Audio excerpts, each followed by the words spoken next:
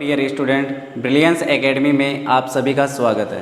कल हमने वियोजन अभिक्रिया के बारे में चर्चा की थी और हमने जाना था कि वियोजन रासायनिक अभिक्रिया में एकल अभिकारक टूटकर दो या दो से अधिक उत्पाद में बदल जाता है और हमने इसके दौरान एक रिएक्शन की भी बात की थी। हमने देखा था कि कैल्शियम कार्बोनेट जैसे ही अपघटित होता है, जैसे ही वो वियोजित होता है और हमें क्या क्या देता है, कैल्शियम ऑक्साइड और साथ में कार्बन डाइऑक्साइड गैस देता है। ठीक है, आज हम उस अभिक्रिया को दोबारा लिखेंगे और उसमें हम देखेंगे कि उस अभिक्रिया में जो कैल्शियम कार्बोनेट होता है उसे किस नाम से जाना जाता है। ठीक है, उसी में हम आगे बढ़ते हैं। ठीक है, तो हमारा चैप्टर कौन सा चल रहा है? चैप्टर हमारा फर्स्ट चल रहा है जिसका नाम क्या है? रासायनिक अभिक्रिया एवं समीकरण।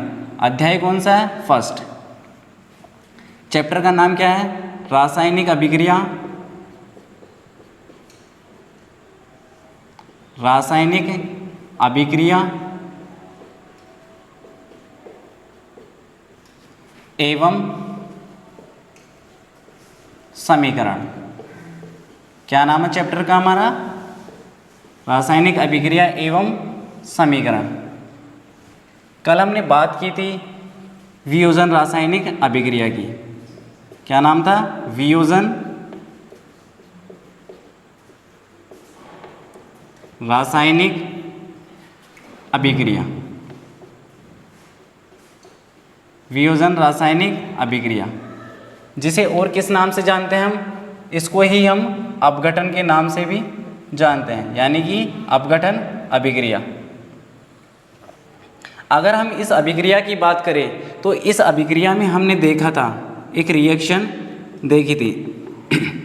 इस रिएक्शन में हमने देखा था कि जैसे ही कैल्शियम कार्बोनेट, जिसका फॉर्मूला क्या होता है? CaCO3, और इसकी भौतिक अवस्था कैसी है? सॉलिड।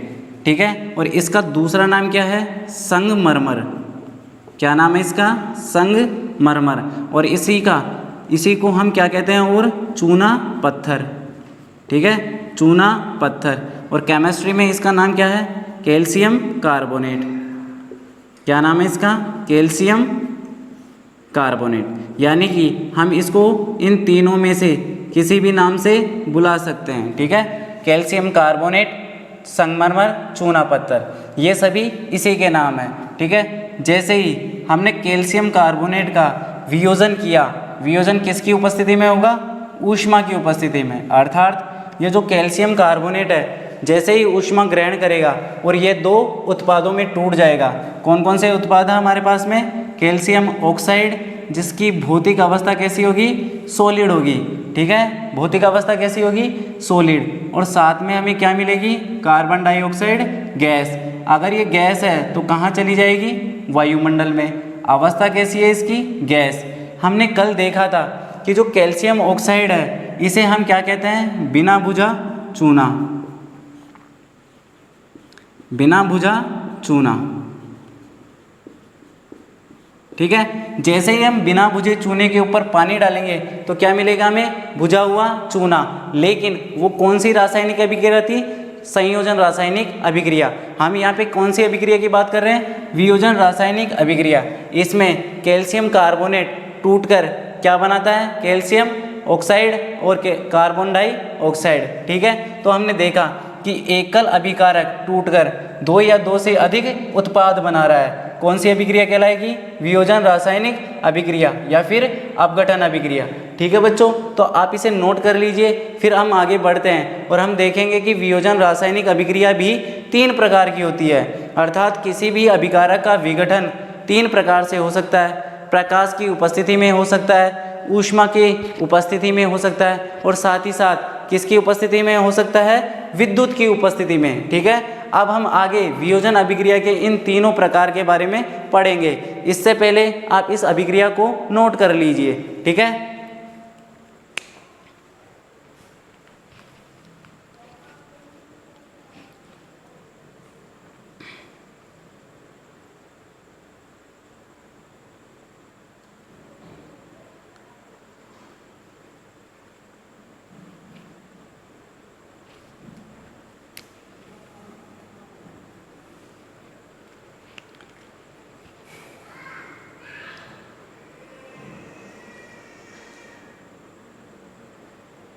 ठीक है बच्चों, तो आपने इसे नोट कर लिया होगा।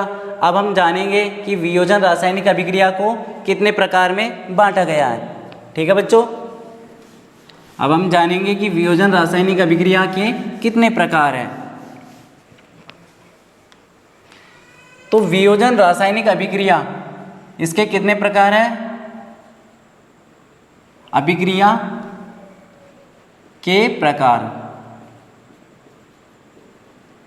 तो अगर हम प्रकार की बात करें तो कितने प्रकार मिलेंगे हमें? 3। कितने प्रकार मिलेंगे? 3। और 3 कौन कौन से हैं? नंबर 1, अगर हम 3 में देखें तो कैसे हो सकता है? ऊष्मा पाकर किसी भी अभिकारक का क्या हो सकता है? वियोजन हो सकता है। इसीलिए क्या हो गया इसका नाम? ऊष्मीय वियोजन। ठीक है। दूसरा, जो हमारा अभिकारक है उसका वियोजन उसका वियोजन प्रकाश की उपस्थिति में हो सकता है। किसकी उपस्थिति में? प्रकाश की उपस्थिति में। इसलिए उस वियोजन का नाम क्या होगा? प्रकाशीय वियोजन। अगर हम तीसरे नंबर की देखें तो हो सकता है कि हमारा जो अभिकारक है उसको तोड़ने के लिए विद्युत की आवश्यकता पड़ जाए। तो अगर उसका वियोजन विद्युत की उपस्थिति में होगा तो उसे क्या कहेंगे हम? विद्युतीय वियोजन। क्या कहेंगे? विद्युतीय वियोजन। ठीक है। हमने देख लिया कि वियोजन रासायनिक अभिक्रिया में जो अभिकारक होगा उसका अपघटन 3 तरह से हो सकता है: ऊष्मीय वियोजन, प्रकाशीय वियोजन, विद्युतीय वियोजन। अब हम बात करेंगे सबसे पहले ऊष्मीय वियोजन। ठीक है, क्या करेंगे? ऊष्मीय वियोजन।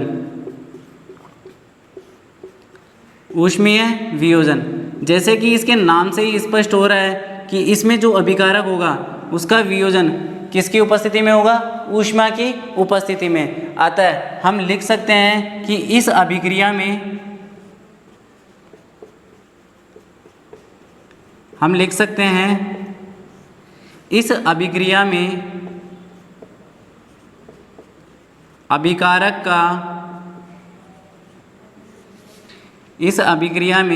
अभिकारक का वियोजन बाहर से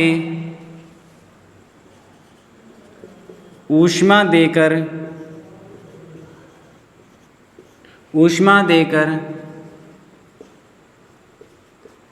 किया जाता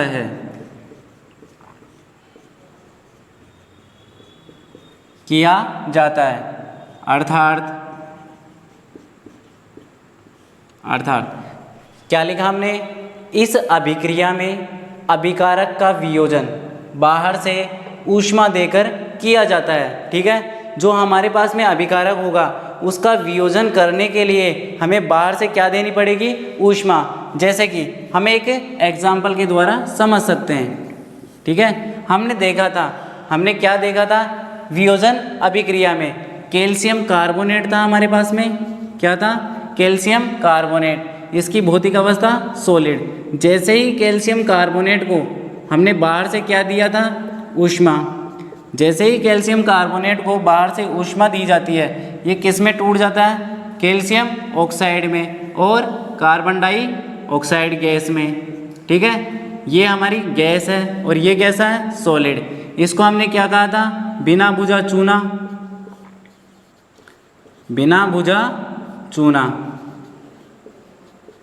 और हमने इसे क्या कहा था? संगमरमर। क्या कहा था? संगमरमर।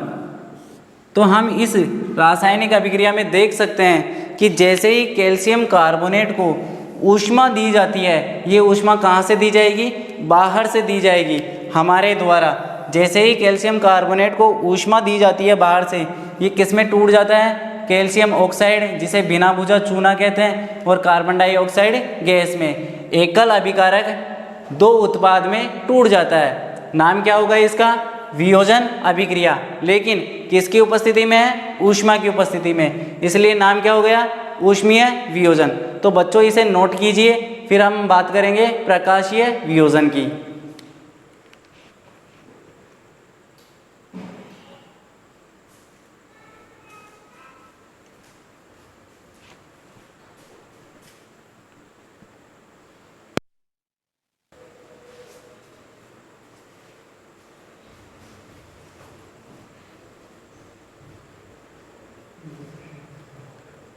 तो बच्चों आपने इसे यहाँ तक उतार लिया होगा।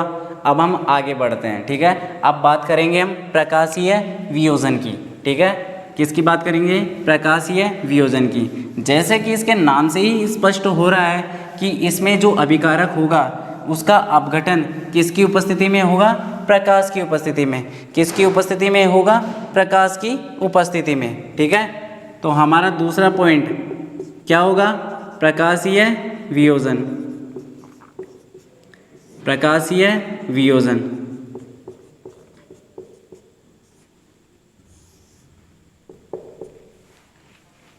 इस अभिक्रिया में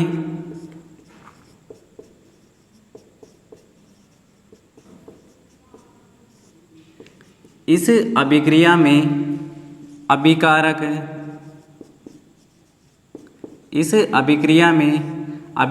का वियोजन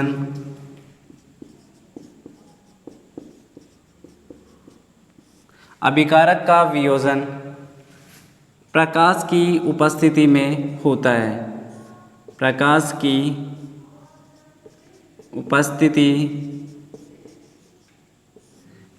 की उपस्थिति में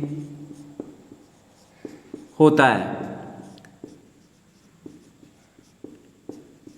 अर्थात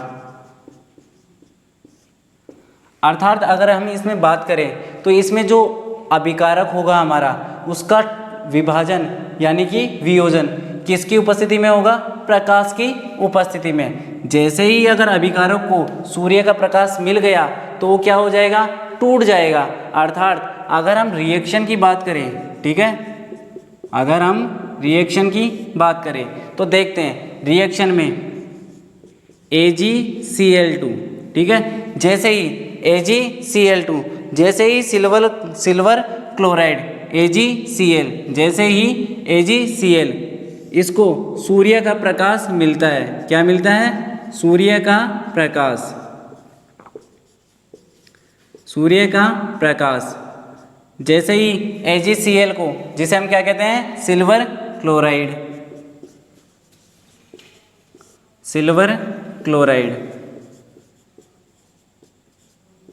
जैसे ही सिल्वर क्लोराइड को सूर्य का प्रकाश मिलता है तो ये किस में टूट जाएगा? हमें मिल जाएगी सिल्वर धातु प्लस क्लोरीन गैस। क्या मिल जाएगी? सिल्वर धातु और क्लोरीन गैस। अब सिल्वर धातु कैसी होती है? सॉलिड होती है, इसीलिए इसकी अवस्था कैसी होगी? ठोस, ठीक है। कैसी होगी? ठोस। और ठोस के लिए S, और Cl2 ये क्या है? गैस के लिए G। क्या ये इक्वेशन बैलेंस है? अगर ये इक्वेशन बैलेंस नहीं है तो इसके लिए हम क्या करेंगे? इसके लिए हम बैलेंस करेंगे। तो हम देखते हैं इधर Cl कितना है? 1, और इधर कितना है? 2। बैलेंस करने के लिए क्या करेंगे हम? 2 से मल्टीप्लाई। लेकिन जैसे ही हम 2 से मल्टीप्लाई करते हैं, यहाँ तो 2 Ag हो जाता है, लेकिन इधर कितना है? 1। इसको मल्टीप्लाई कर देंगे 2 से, ठीक है बच्चों। आप इसे यहाँ तक नोट कीजिए, फिर हम इसके आगे चलते हैं। इसी में दूसरा एग्जाम्पल की बात करेंगे।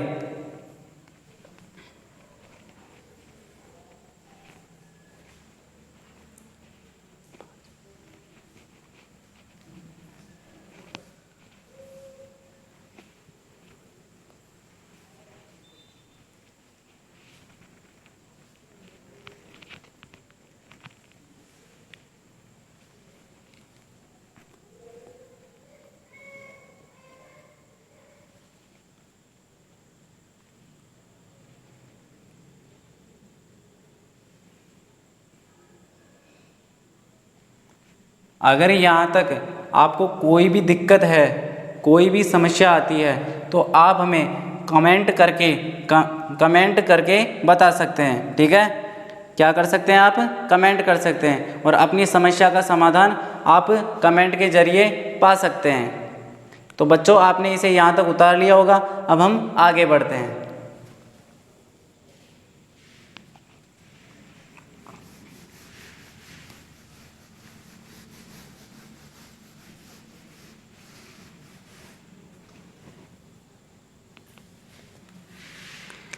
अगर हम इसी की दूसरे रिएक्शन की बात करते हैं, ठीक है, इसी में दूसरा एग्जाम्पल, अगर हम AgBr, इसे हम बोलते हैं सिल्वर ब्रोमाइड। क्या कहते हैं? Silver bromide.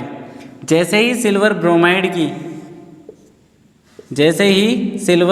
ब्रोमाइड का सूर्य के प्रकाश की उपस्थिति में क्या कराते हैं हम? वियोजन कराते हैं। तो हमें क्या मिलेगा? सिल्वर धातु, भौतिक अवस्था S, और साथ में हमें क्या मिलेगी? ब्रोमीन मिलेगी। ठीक है, साथ ही हमें क्या मिलेगी? ब्रोमीन मिलेगी। भौतिक अवस्था गैस। जैसे ही हम इसका वियोजन कराते हैं तो हम देखते हैं कि दी गई अभिक्रिया क्या संतुलित है? नहीं है। संतुलित करने के लिए क्या करना पड़ेगा हमें? इधर ब्रोमीन है, इधर एक ब्रोमीन है, क्या करेंगे हम? 2 से मल्टीप्लाई, लेकिन इधर 2 Ag हो गए, इधर कितना? 1, इसलिए बैलेंस करने के लिए 2 से मल्टीप्लाई। इसे क्या कहते हैं हम? Silver bromide. क्या कहते हैं इसे? Silver bromide. जैसे ही सिल्वर ब्रोमाइड का सूर्य के प्रकाश की उपस्थिति में वियोजन होता है तो हमें क्या मिलेगी? सिल्वर धातु। सिल्वर धातु जिसे हम चांदी भी कहते हैं। और ये क्या हमारे पास में? ब्रोमीन। क्या है? ब्रोमीन। आपने देखा कि जैसे ही सिल्वर ब्रोमाइड का वियोजन होता है तो हमें सिल्वर धातु और ब्रोमीन प्राप्त हो जाती है। ठीक है बच्चों, अब हम देखते हैं कि जैसे ही सिल्वर ब्रोमाइड की बात करते हैं तो इसका उपयोग पहले के टाइम में जो आने वाले टेलीविज़न थे जिसे हम ब्लैक एंड वाइट कहते थे, ठीक है, उसमें उपयोग किया जाता था। किसका उपयोग किया जाता था? सिल्वर ब्रोमाइड का। ठीक है, तो इस अभिक्रिया का उपयोग कहाँ किया जाता था? श्याम श्वेत फोटोग्राफी में भी किया जाता था या ब्लैक एंड वाइट टीवी बनाने में भी। ठीक है, तो इस अभिक्रिया का उपयोग कहाँ किया जाता है? श्याम श्वेत फोटोग्राफी में। तो आप नोट करके लिख लीजिए, इस अभिक्रिया का उपयोग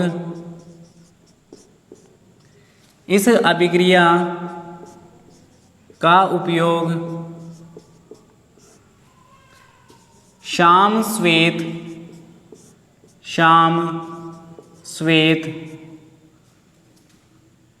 इस अभिक्रिया का उपयोग श्याम श्वेत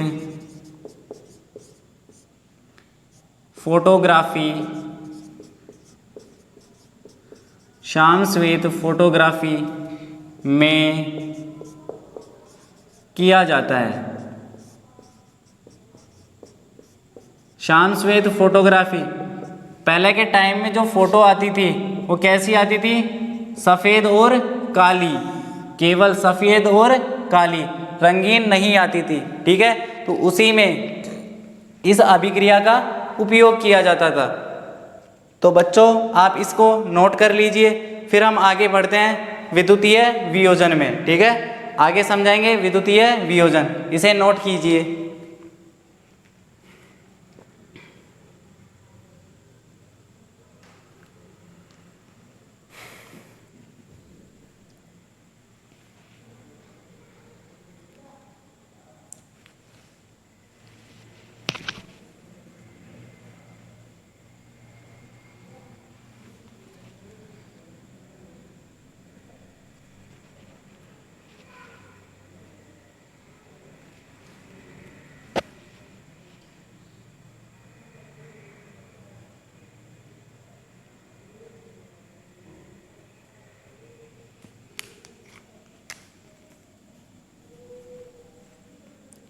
ठीक है बच्चों, तो आपने इसे नोट कर लिया होगा। अब हम तीसरे प्रकार की बात करेंगे। नाम क्या है उसका? विद्युतीय वियोजन। क्या है? विद्युतीय वियोजन। अगर हम विद्युतीय वियोजन की बात करें तो इसमें क्या होगा? जो हमारे पास में एकल अभिकारक है उसका वियोजन किसकी उपस्थिति में होगा? विद्युत की उपस्थिति में। किसकी उपस्थिति में होगा? विद्युत की उपस्थिति में। अब हम देखेंगे कि किस प्रकार से एक अभिकारक का वियोजन विद्युत की उपस्थिति में होता है। ठीक है, हम देखेंगे। तो हमारा कौन सा नंबर है ये? तीसरा। इसमें हम देखेंगे विद्युतीय वियोजन और अभिक्रिया हो ही रही है, इसीलिए क्या कह सकते हैं हम? विद्युतीय वियोजन अभिक्रिया। इसमें क्या होगा? इस अभिक्रिया में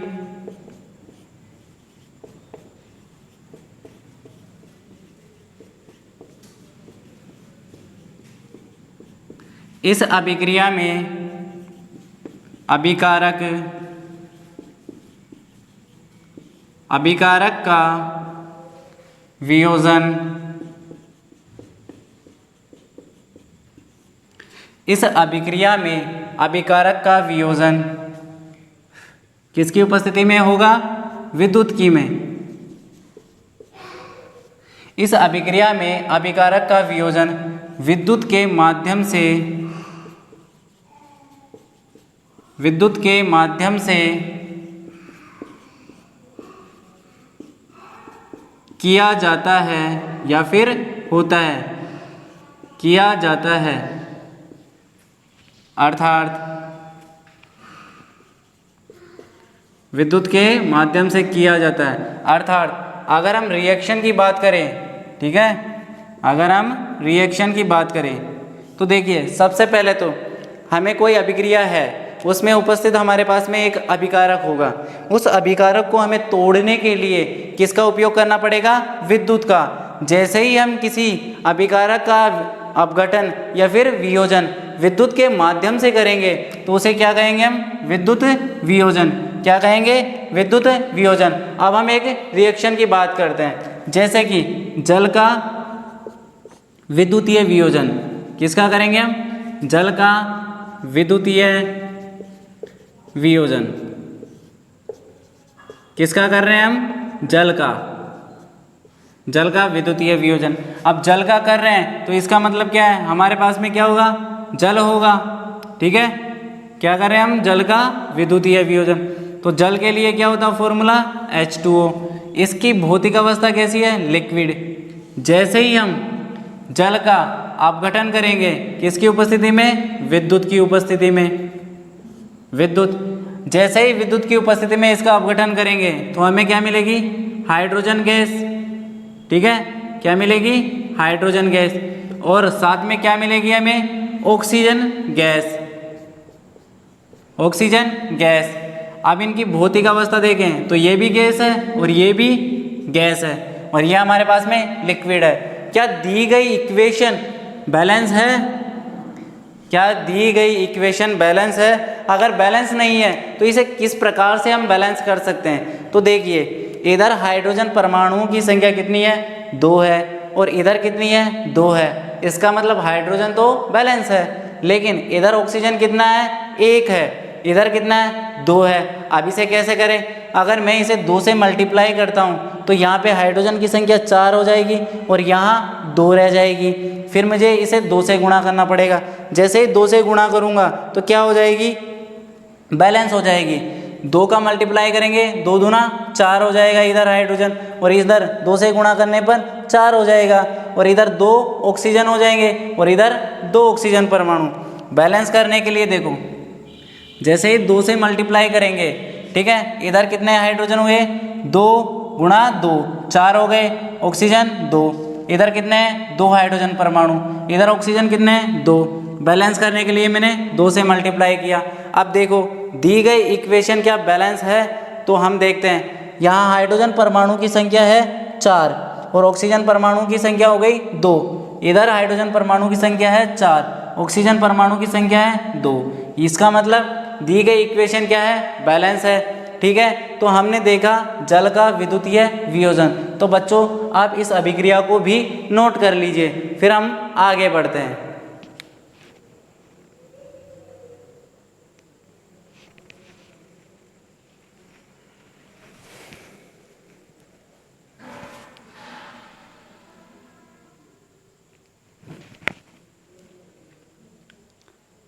अगर आपको कोई दिक्कत आ रही हो समझने में, या फिर अगर आपको कोई प्रॉब्लम आ रही है तो आप बता सकते हैं, ठीक है। आपकी समस्या का समाधान हम जल्दी ही कर देंगे, ठीक है। आप कमेंट कर दीजिएगा, हम उसका रिप्लाई आपको समय अनुसार दे देंगे।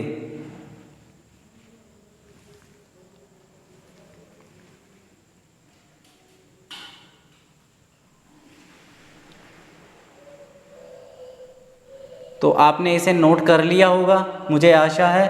अब हम आगे बढ़ते हैं, ठीक है। अब हम आगे बढ़ते हैं। यहाँ पे हम देखते हैं कि वियोजन रासायनिक अभिक्रिया के जो तीनों प्रकार है हमने उन तीनों प्रकार के बारे में चर्चा कर ली है। अब हम पढ़ेंगे तीसरा नंबर, रासायनिक अभिक्रियाओं में तीसरा नंबर, और तीसरा नंबर हमारा किसका होगा? ऊष्माशोषी, ऊष्माशोषी रासायनिक अभिक्रिया। और उस रासायनिक अभिक्रिया में क्या होगा?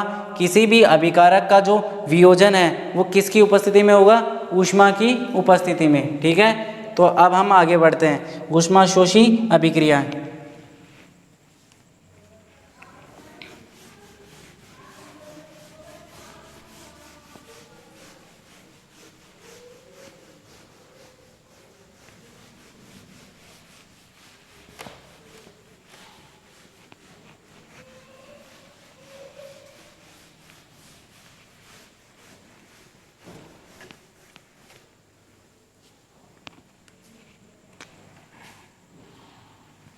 तो हमारा तीसरा नंबर रासायनिक अभिक्रिया में तीसरा नंबर क्या नाम है? ऊष्माशोषी रासायनिक अभिक्रिया, ऊष्माशोषी रासायनिक अभिक्रिया।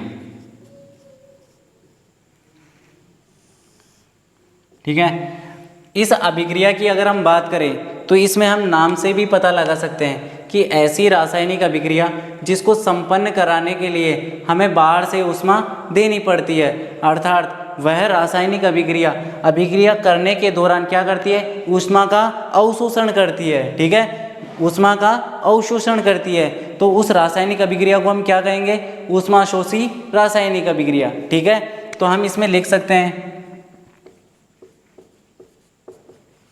ऐसी रासायनिक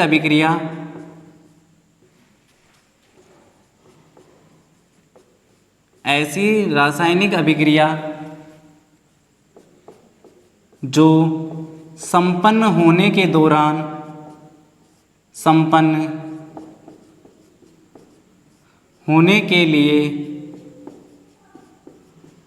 ऐसी रासायनिक अभिक्रिया जो संपन्न होने के लिए बाहर से ऊष्मा का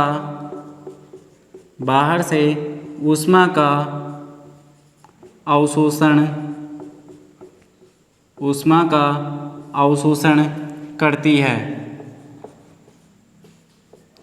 बाहर से ऊष्मा का अवशोषण करती है, क्या कहलाती है? ऊष्माशोषी रासायनिक अभिक्रिया, ऊष्माशोषी रासायनिक अभिक्रिया कहलाती है।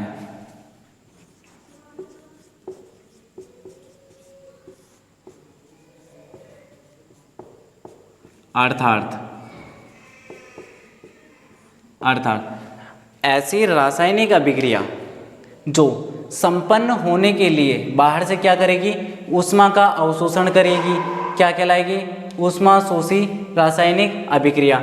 अगर हम रिएक्शन की बात करें इसमें, तो रिएक्शन अगर हम बात करें तो हम ये रिएक्शन तीसरी बार लिख रहे हैं। ठीक है, हमने देखा कैल्शियम कार्बोनेट, इसे हम क्या नाम से जानते हैं? संगमरमर। ठीक है, संगमरमर। अगर हम संगमरमर की बात करें तो इसकी अवस्था कैसी है? भौतिक ठोस है। अब हमें पता है संगमरमर क्या करेगा? वियोजित होने के लिए क्या करेगा? ऊष्मा का अवशोषण करेगा। अर्थात अगर हमें इस अभिक्रिया को संपन्न कराना है तो बाहर से क्या देनी पड़ेगी? ऊष्मा देनी पड़ेगी। जैसे ही हम ऊष्मा देते हैं तो यह किस में बदल जाता है? कैल्शियम ऑक्साइड में। किसमें? कैल्शियम ऑक्साइड में, जिसकी भौतिक अवस्था कैसी है? सॉलिड, जिसे किस नाम से जाना जाता है? बिना बुझे चूने के नाम से। किस नाम से जाना जाता है? बिना बुझा चूना। बिना बुझा चूना। और साथ में हमें क्या मिलती है? CO2 gas. क्या मिलती है? CO2 gas. तो हमने देखा कि इस रासायनिक अभिक्रिया को संपन्न कराने के लिए या फिर ये रासायनिक अभिक्रिया संपन्न होने के लिए क्या करेगी? ऊष्मा का अवशोषण करती है। क्या करती है? ऊष्मा का अवशोषण। It's 8:37 p.m.